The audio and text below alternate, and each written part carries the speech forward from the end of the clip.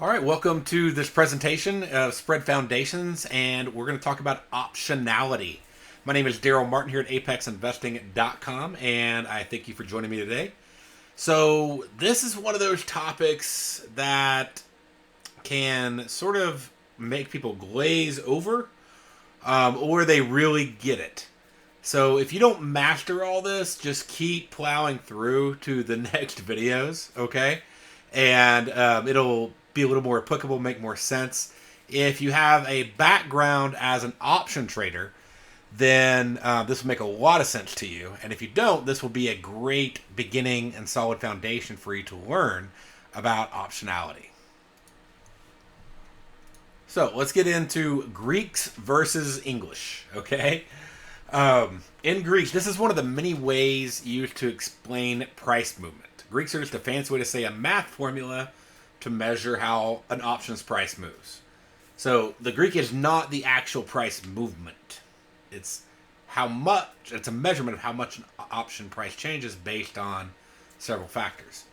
Now, one of the great things about the spreads is most of them are 1 day options, or a week long.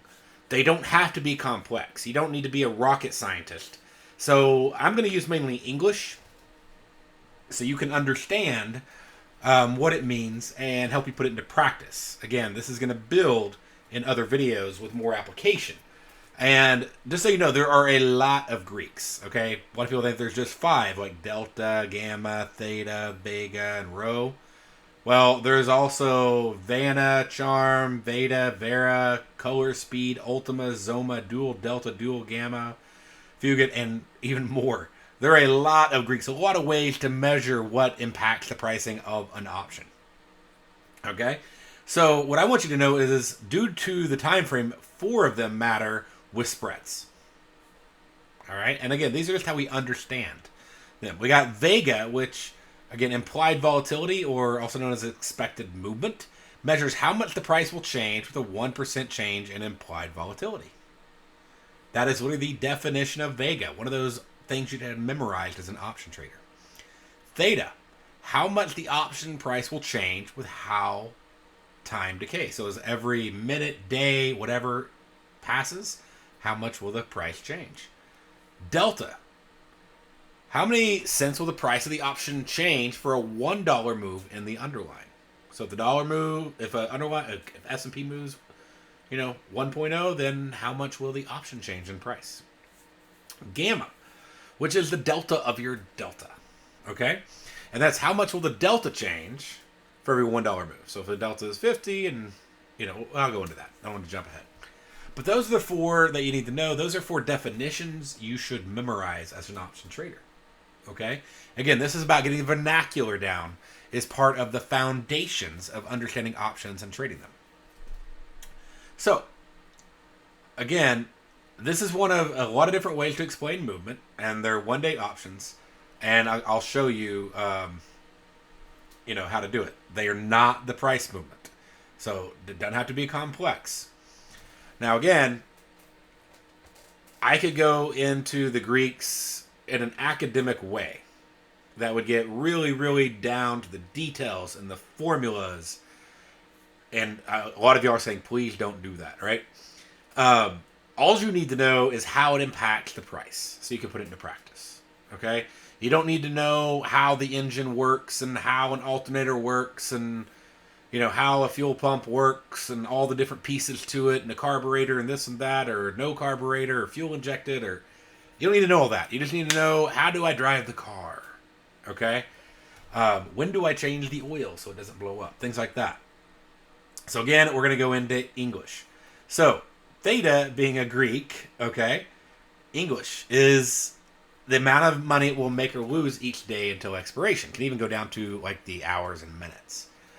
And theta is lost when you buy an option, and it's made when you sell an option. Okay? So let's say if theta is 0.03 and you bought the option, it would lose 3 cents a day in extrinsic value, like we talked about in the original options course there. But of course, if you sold the option, you could actually make 3 cents a day. If it was a credit, if it was positive towards you in time or negative towards you in time. So you can gain or lose more from movement most often than you can from an implied volatility than you can from time. Just be aware of that. Now it just depends. Things can't. You can lose a lot from time if the market's not moving, but you may gain or lose more from movement of the underlying or the IV than you will from theta. Theta is on a curve. So let's say like 3 months out, you could make it lose 3 cents a day. 2 months out, make it lose 4 cents a day. 1 month out, make it lose 5 cents a day. And then it can rise. There's another typo, but it'll rise rapidly as the intrinsic value, passes, as time passes. So we'll get to this in a lot more detail in the premium section. So, but just understand, like an at-the-money contract or an out-of-the-money contract that's all extrinsic value will lose value a lot faster extrinsically as time passes than will an in-the-spread contract. All right? So out of the spread will lose money faster. At the money will lose money faster. In the spread, at the, near the market and deep in the spread will lose value slower with time. Again, we'll talk about this a little more in premium. But just, understand what theta is. Now, delta is the amount the option will increase or decrease in value for a 1 point dollar move in the underlying. So let's say the stock moves $1 and the delta is 50, then the option would gain 50 cents per option for a $1 up move in the stock and lose 50 cents for a $1 down move in the stock. So if you're buying a call option, now reverse it if you're buying a put option. Okay, if it goes down, then it could gain 50 cents in value. If it goes up, it could lose 50 cents in value. And that's, again, this is on a vanilla option. And on a spread, there are 2 strikes, right? So 2 strikes on a spread. Now, here is what is really important for you to understand. And again, I'll go into this more, but delta will be 50 at both of the strikes, meaning the spread itself will change basically at 50 cents for every $1 move in the underlying. Okay? So, or another way to put it is it moves 50% the speed. If it's at the upper floor or lower floor, it will move at 50% of the speed of the underlying market. It's really important for you to understand that. If it's at the money, if it's at the strikes, the delta's 50. And again, I'm going to go into this more and more and more and build up to it. But remember, delta is 50. It moves at 50% the speed at either one of the strikes. Okay? So the delta floor is 50. The delta ceiling is 50.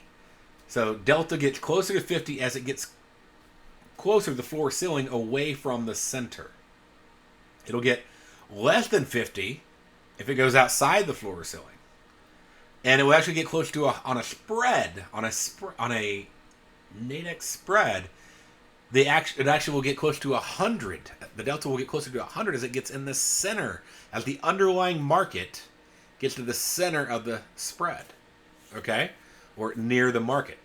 So that delta will actually increase to 100, and then it'll start going back down again in its speed. So the price changes. Again, near the market, it goes really fast, okay? Depending upon, how much time is left and the Vega and all that, then it could actually get close to the floor ceiling and have a high delta. But just understand the center is the fastest speed it will be, and then it'll get slower up and down, okay? And again, I'll build on this, but I'm just trying to get you to understand that 50 at the floor, 50 at the ceiling, and 100 at the center. Because a lot of people don't and by the way, it's lower than 50 if it's above or below the floor or ceiling. Like outside of the spread would be a better way to put it.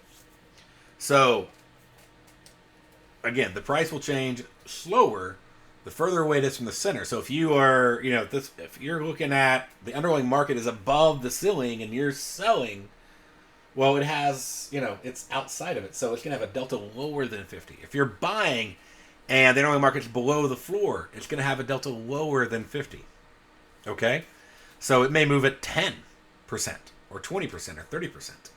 So you really got to get that delta is all about speed, and that speed, one of the biggest factors is where's the underlying market in relation to the floor and ceiling. Is it at the center where it's fastest, or is it closer to 50 at the floor and ceiling, or is it lower than 50 outside of it? Okay? Now, delta can be overridden by what's called implied volatility, meaning, the expected movement, the vega. We're going to go into that. Okay? And just an example, I don't know if y'all remember the flash crash, depending on how long y'all been around in trading, but whenever I was trading the flash crash, I actually was in some calls. Okay? Yeah, and the market's crashing down, right? And, it went so hard, so fast, like it was insane. And there was no bids, just like all the volume dried up. You couldn't get out if you wanted to. And I was very glad I was trading options. And I'm in these calls, and of course I'm like, oh my gosh, it's just crashing down. I'm like, okay, my calls are worthless. I don't even want to look at them. I decided to go ahead and peek and look at them. And to my shock, they increased in value. I bought calls, meaning the market goes up. And they were up in value. Why is that? Because the crash, the implied volatility went up so much that it put so much premium inside of those calls that it actually made them go up in value despite the market crashing down. So IV can override your delta. Vega is your most important thing, and we'll talk more about that too. And we're going to dive more into delta in the proximity session, especially. And I'm going to show you visual examples because I know this is hard to just totally absorb with words. So we'll show you visual examples of this in the proximity section. Just because the delta is low does not mean it will remain low.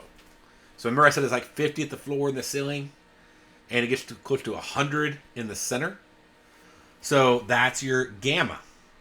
So gamma is how much your delta changes.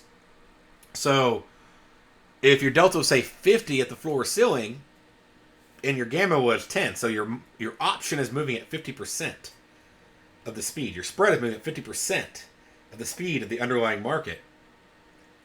But the gamma is 10, then when the underlying market moves, say, a point, now your delta will be 60. Or if it moves a point against you, your delta will be, say, 40. So understand that delta gets higher and higher as it gets closer to the center. What makes it go from 50 to 60 to 70 to 80, 90 to 100? Gamma. That's the measurement of how much the delta changes. Okay? As the price moves. So theta is the price of your gamma. What does that mean? Well, it means if you have less time to expiration, the faster that contract is going to change the delta. So why does that matter? Well, it means your delta gets to full speed, gets closer to 100 faster. All right? It means you'll have less proximity. You'll have less premium. You'll have a faster price matching the underlying market. And so let's say you have a day till expiration, and let's say 3 or 4 points above the floor, the price is barely moving, like at 60%, 60 delta. But let's say you have 30 minutes left till expiration, the price may move at like an 80 delta or 90 delta. Why is that? Gamma. The less time there is, the more the gamma increases that delta to 100. Okay? And you can even sometimes find them like, pretty close to expiration where they're moving at the same price, really low risk. Now, what else can be overridden? Gamma can be overridden by implied volatility. So that means that if IV is just really, really low, then your gamma will be really, really high. Meaning you'll have, it will be like every spread has a low proximity. You'll see this a lot in FX markets right now. Of course, that can change over time. But a lot of the FX markets have really low, they could have like $10 proximity, $10 a premium, with like a $15 risk. Like they're right near the floor or ceiling, and they have almost like, that's because the IV is just so low, the expected movement's so low.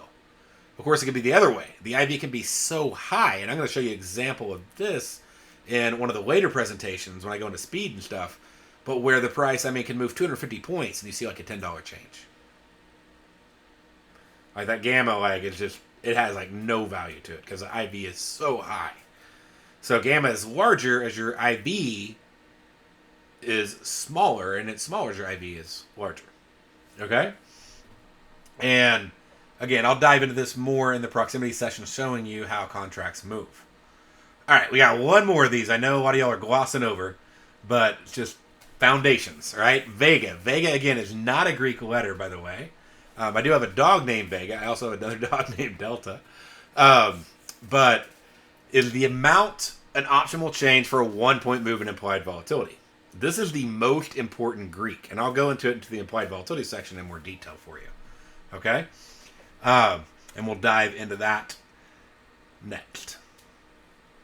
Or in one of the upcoming videos that we'll do as part of the course here on spreads. So I hope y'all learned a little bit. I know that's probably one of the toughest videos you'll go through if you're new to options, just because there's so many new words and you're trying to get it. It's one of those videos that really will pay dividends in the future, especially as you're discussing things and understanding options. It also will make more sense if as you watch through the rest of this and come back to it. So these words are now just sort of like little seeds in the back of your mind. And as we talk about more things and over time, you'll come to understand them more and more and more. And it'll allow you to do a lot more advanced option strategies and take advantage of option pricing with all the options you have. So again, my name is Daryl Martin, and thank you for joining me on this presentation. And check us out at apexinvesting.com to learn more.